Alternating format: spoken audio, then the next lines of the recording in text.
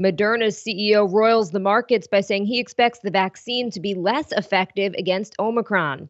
Twitter gets a new CEO, and CNN has a Chris Cuomo problem. Tuesday Need to Know. Let's go.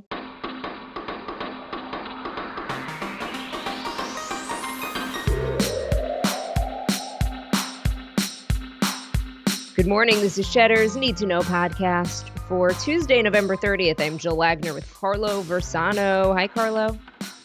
Oh, good morning, Wags. Good to see your smiling face on this Tuesday. How are you?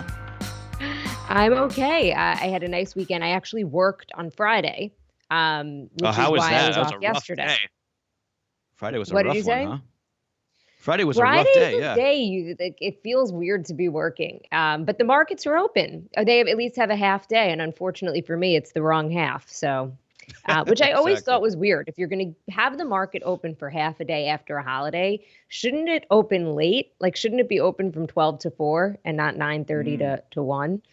I think the bond market has it right. The bond market's always closed. The bond market closes for like anything. They close for like, any random holiday. It's like if you're a bond trader, you got a good gig out there. All right, well, let's start there, actually. Stock futures and oil prices tumbling again this morning after the CEO of Moderna telling the Financial Times that he expects the current vaccines to show a material drop in efficacy against Omicron, given the variant's high number of mutations. This after President Biden called the Omicron variant a cause for concern, not a cause for panic. The World Health Organization is warning that it posed a very high risk around the world. The CDC updating its booster guidance to say that everyone 18 and up should get boosted to help protect against that new variant, although it's still unclear what level of protection the vaccines do offer against Omicron. That's the $1 million question here, but that's not great what the Moderna guy had to say last night. So there's a lot of discussion out there that I find compelling that's arguing that we really screwed the pooch by not calling these 3-dose vaccines from the beginning, because I think it's going to end up being that it's a 3-dose course of treatment when it comes down to it. And I think that Joe Biden really let himself kind of get rolled by the CDC over the summer on this issue. He should have been – the federal government should have been pounding the pavement on the booster campaign from the beginning, probably from back in August and September. And look, Monday morning quarterback, right? That's what we do here, I guess. It gets a little tiresome. I just have so little I don't have any patience for these mistakes anymore. So I find it very annoying. And the booster situation is exactly that. I mean, the messaging is still too confusing, right? First, the CDC says you may get one. Now they say you should get one. I mean, these are little things, right? These are little semantic changes, but they add up to just this sense of like what's going on, who's eligible, and more importantly, why should you get boosted, right? So just again, the bottom line, the guidance is now if you are 6 months after your last Pfizer shot or Moderna shot, get boosted. If you are 2 months after Johnson & Johnson, get boosted. Period. Bottom line. End of story. This just crossing, the head of EU Public Health Agency saying the severity of disease in Omicron cases in the EU is mild, which kind of jives with what little info has come out of South Africa. It's still too early to know because COVID often starts mild before it becomes more serious, but it is definitely worth keeping in mind. I listened to the podcast yesterday, Carlo, with you and Baker. Like you said, best case scenario here could very well be that the variant is highly contagious, but milder than Delta. I mean, it seems like we have very little info, but it seems pretty clear that this virus is more contagious. Yeah. I think that is the best case scenario, right? It becomes dominant. It takes over Delta, and it just, it's just a cold or a mild flu in most people, regardless of the vaccine efficacy. So again, we just have to wait. Patience is the watchword here for the next couple of weeks on this. Also, one thing I meant to mention this yesterday, and I forgot just about the travel restrictions that are going into place against some of these countries like South Africa, where this Omicron variant was first seen. Even putting aside the issue of punishing countries that have good viral surveillance, like the case of South Africa, travel restrictions, I'm in favor of them if they're done thoughtfully. But the problem is they never are. right? They never are done with any sort of, surgical precision, right? If you remember back when President Trump closed the border with China in the early days of the pandemic, American passport holders were still allowed in, even with the border closure, right? We closed to South Africa, Botswana, several other African countries now, but only to foreign nationals. If you're a U.S. citizen and you're in Botswana, you can still come in to the United States with a negative test. That's ridiculous. I mean, to the extent that these travel bans work at all, they only work if they are done early and they're absolute, right? Nobody is allowed in. The virus, obviously, needless to say, doesn't care whether you hold an American passport or not, right? It's also pretty clear that it's here. Like, I don't know why we're pretending it's not. The US has done such a terrible job in terms of surveillance throughout this entire pandemic. So it's like what are we shutting down after the viruses or that variant's already here? I mean, I'm with you. If it's done in a way that's smart, I get it. One of the issues, though, the scientists in South Africa who are working to track the variants spread in that country, like we keep saying, oh, we're waiting 2 weeks to figure out what's going on. So the scientists who are in charge of giving us that data now say that they're actually running out of the chemicals that they need to do the lab work that would help track it. And that's because of the travel bans. So oh, wow. Yeah. Not good. No. Another thing I wanted to mention, and you and Baker did not mention this yesterday, but there is a consensus here, and I think this proves the point of why you have these big efforts to get the vaccine around the world, right? That until the vaccine is readily available, until the world pretty much figures out how to battle this pandemic, it's going to continue because you can have it, sure, a crazy variant like potentially Omicron develop in another country, and then it eventually comes back to the US, and who knows if the vaccines are going to be effective. Okay, so while that is true, that point is being made almost saying that we haven't done a good job getting the vaccine out at this point. However, South Africa in particular has plenty of vaccines. They have plenty of vaccines. They just have a much more vaccine hesitant population than even we do. And it's same for other countries in Africa. So they've actually had to slow down shipments of the vaccine coming to the country because they say they can't use them in time. Only about 30% of that country is vaccinated. So I just wanted to make that point because I think it's important as we have this conversation, and politics, of course, gets involved here. We've reported the news about Moderna and the head of Moderna, Albert Bourla, basically saying that unfortunately he thinks that it's going to be these vaccines are going to be highly less effective against this variant. I do want to note Scott Gottlieb, who is on the board at Pfizer, former commissioner of the FDA. He not said the opposite, but he did tell CNBC, quote, there's a reasonable degree of confidence in vaccine circles that with at least 3 doses, the patient is going to have a fairly good protection against this variant. Yeah. So that must be why they're obviously saying, trying to get everybody vaccinated now in terms of the boosters. But a lot of mixed messages. We obviously still do not know. Yeah. And one other thing, you mentioned how Omicron is probably here, which I'm sure it is. There's going to be a big test of us, the media, in the next coming days, because what's going to happen is they're going to, find this variant in the United States somewhere, probably today or tomorrow or the next day.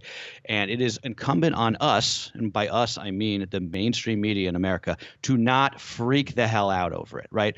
I swear to God, if I see any network special reports breaking in about, Omicron detected in the United States, if I see CNN going full throttle with the breaking news banners, I'm going to lose my mind because it's just not helpful. It's just not helpful. And it's just going to make people panic. And we don't need that. We do not need that right now. So please, I'm begging fellow media producers and people who work in this business, just don't freak out about this yet. It's funny. I posted on my Instagram a headline from The Onion. Nation nearly strings together 3 good days in a row. And it's like, it's so true. It's like, I just got my booster shot. I'd been feeling pretty darn confident about just life in general. Totally. And then we get this Omicron variant. Thanks a lot. You got to laugh. Remember, you got to laugh or you'll cry. Yes. All right. Let's switch gears here. In Washington, the Supreme Court takes up the biggest abortion case in decades today when justices are scheduled to hear opening arguments in Dobbs versus Jackson Women's Health. The case concerns a new Mississippi law that bans most abortions after 15 weeks. That's before the fetal viability standard that was enshrined in Roe, and was reaffirmed under Planned Parenthood v. Casey. So this super conservative court will be charged with answering a relatively narrow legal question, which is, quote, whether all pre-viability prohibitions on elective abortions are unconstitutional. That's the question. If they answer that question by saying no, those prohibitions aren't unconstitutional, that effectively ends Roe v. Wade. That effectively ends the constitutional right to an abortion in the United States. Now, they're not going to issue a decision that says outright that Roe is overturned. At least I don't think so. I think they're going to do this in a more backhanded way. You know, there's a chance I'm wrong, maybe. I think there's a chance that Chief Justice Roberts can get one other conservative, maybe Barrett or maybe Kavanaugh, to go along with the concept of stare decisis. That is, you know, precedent overrules everything else. It's possible, but I wouldn't bet on it. I think that, you know, Roe is as good as dead in America come June when the decisions are issued, and I think it will come to an end via this case, probably most likely. And a quick note here, you could tune into Cheddar on Wednesday at 9 p.m. Eastern time for a special Abortion in America. It's an exploration of the national conversation around one of the country's most contentious political issues.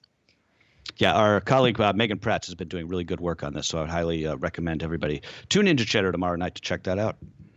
Barbados has ended British rule, becoming the first part of the Commonwealth in almost 30 years to declare itself a republic. The Caribbean island nation officially removed Queen Elizabeth as its head of state overnight to coincide with the 55th anniversary of its independence. Today, a huge celebration in the main square of Bridgetown heralded the end of colonial rule, although Barbados will stay a part of the so-called Commonwealth realm, which is kind of the same as Australia and Canada.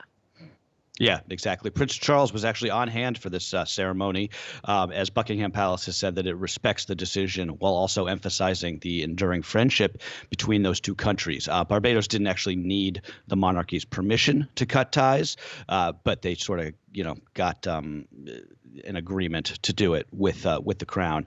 By the way, Prince Charles was there. Guess who else was there? Rihanna was on hand.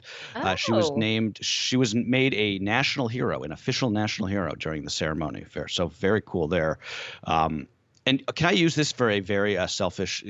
Can I use this news peg for a very selfish reason for 2 seconds?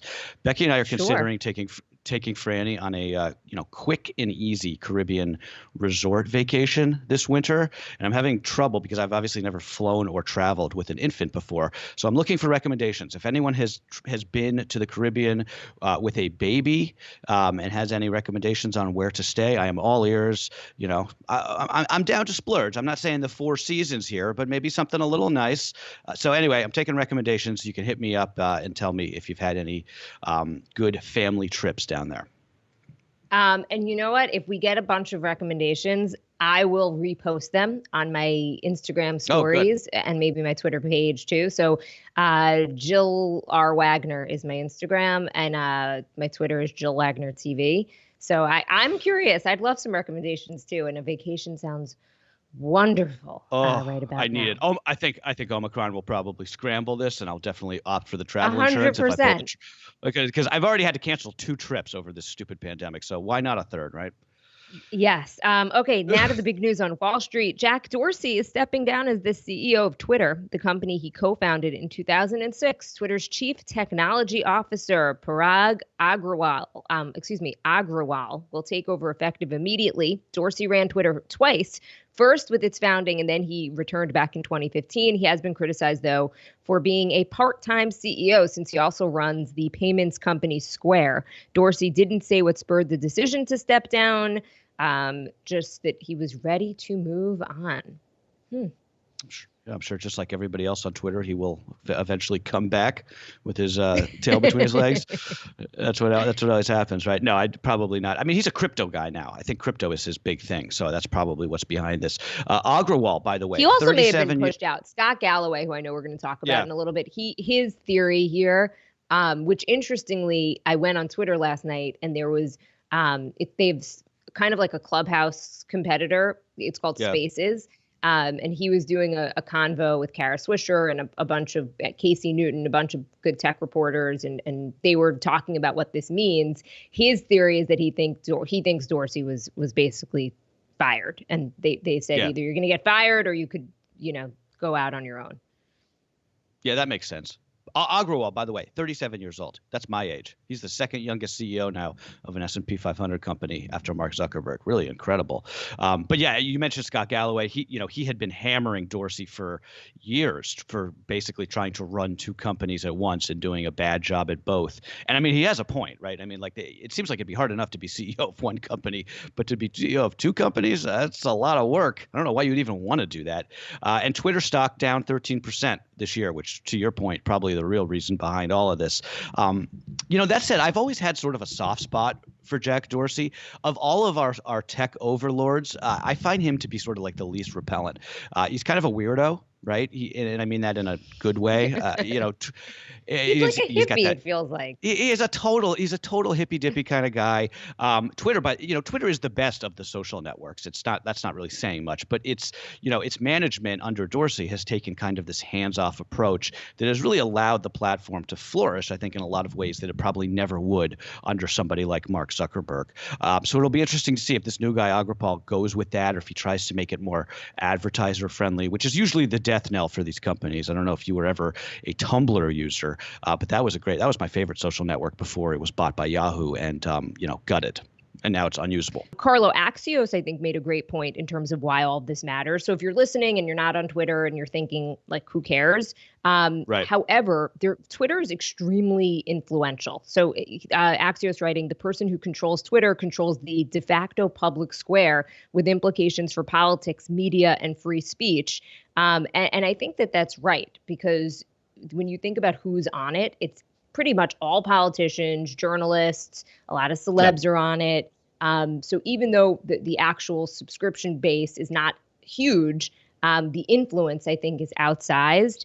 There are reports Dorsey was spending about 10% of his time work on Twitter and the rest at his other company, Square. 10% is nothing. I mean, that's crazy. So, I mean, apparently the employees really felt it, or just this lack of leadership and interest.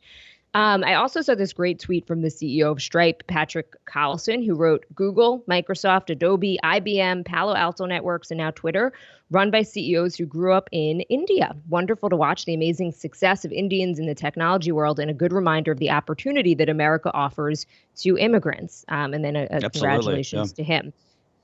Interestingly, though, Twitter shares popped at this initial news of Dorsey stepping down, but then did finish the day a bit lower, meaning investors not necessarily sold on the new CEO. CNN anchor Chris Cuomo had a bigger role than previously known in advising his brother, Andrew Cuomo, as he responded to sexual harassment allegations that eventually led the former New York governor to resign.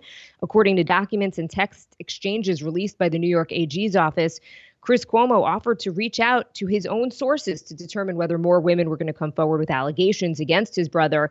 He also dictated statements for the then governor to say, and shared a lead on at least one of the accusers.